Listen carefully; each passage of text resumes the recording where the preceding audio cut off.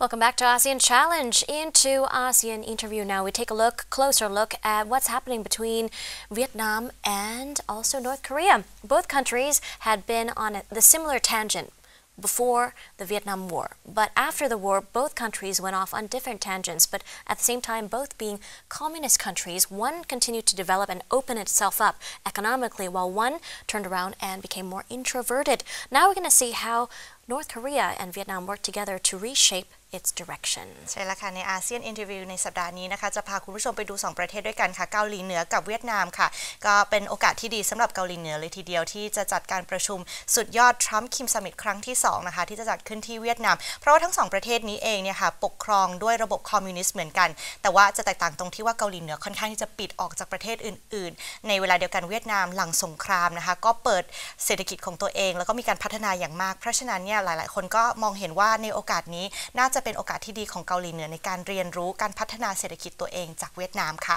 เรื่องราวจะเป็นอย่างไรกันบ้างไปติดตามได้ในช่วงนี้ค่ะ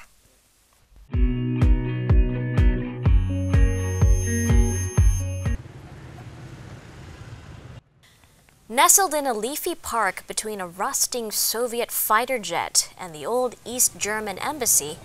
a lonely statue of Lenin stands in the center of Hanoi as a symbol of the Russian revolutionaries' inspiration to communist-ruled Vietnam. In 1986, 1 year after the statue was erected,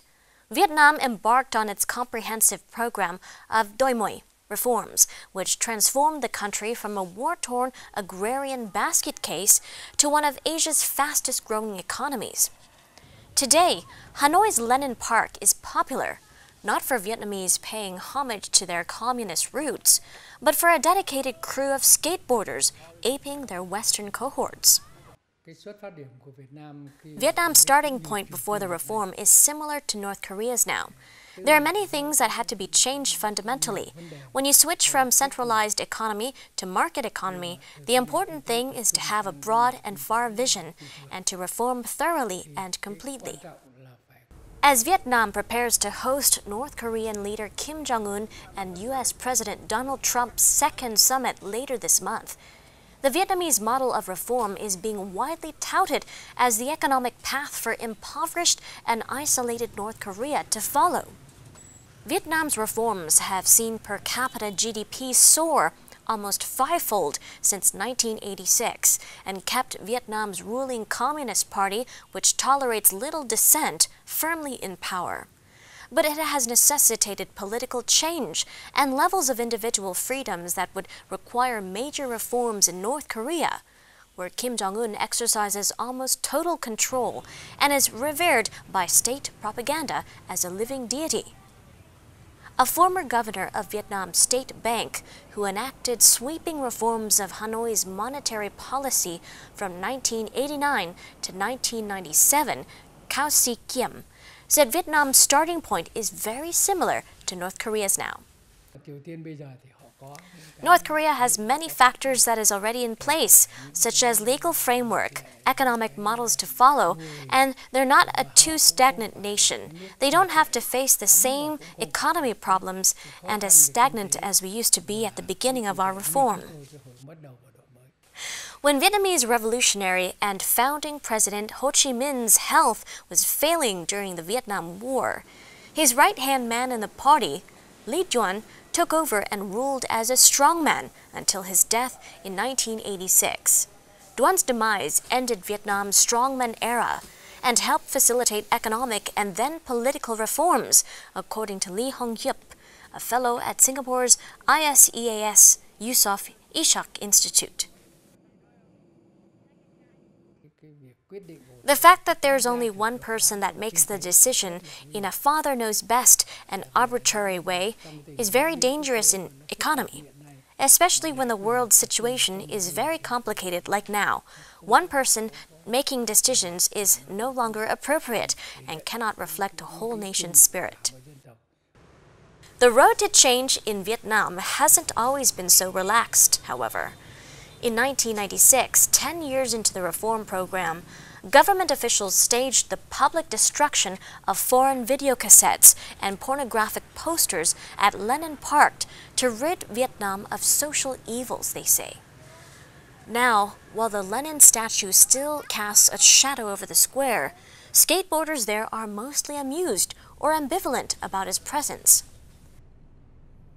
The upcoming summit between U.S. President Donald Trump and North Korean leader Kim Jong-un in the Vietnamese capital represents a new chapter in the country's complex relations, but is also a painful reminder for some. South Korea's Vietnam War veteran An Hak-soo was never seen by his family after the war in 1966. His brother, An Jung-soo, said that he felt the irony of history, since Vietnam and North Korea were close allies during the Cold War era,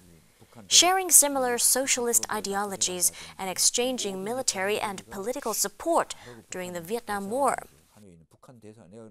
An Hak-soo was one of more than 300,000 South Korean soldiers fighting alongside U.S. forces during the Vietnam War when he was captured by the North Vietnamese army and handed over to Hanoi's key ally, North Korea.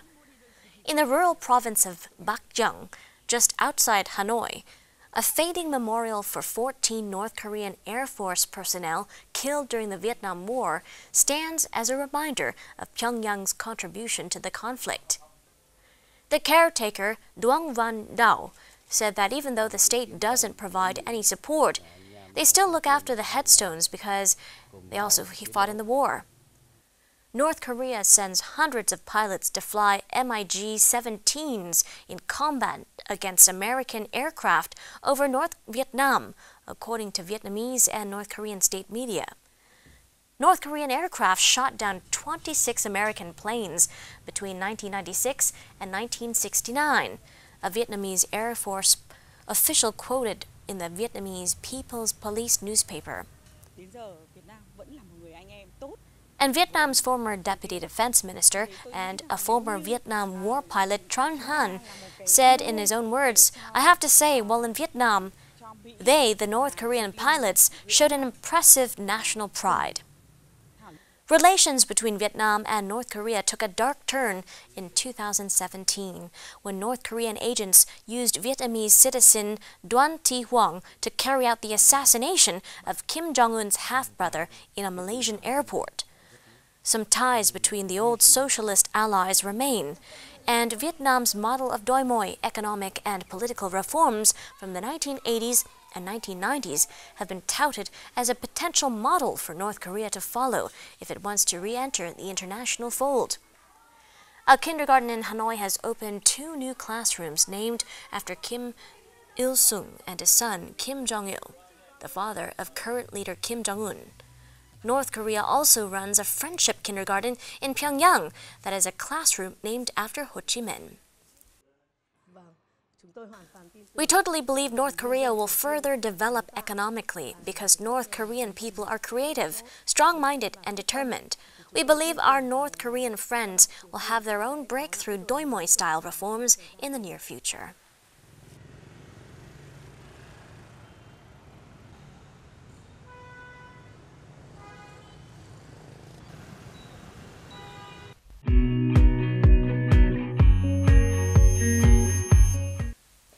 And those were the updates on our ASEAN interview and ASEAN Challenge program for this week. Thanks for joining us, and we'll see you next week. As for now, สวัสดีค่ะ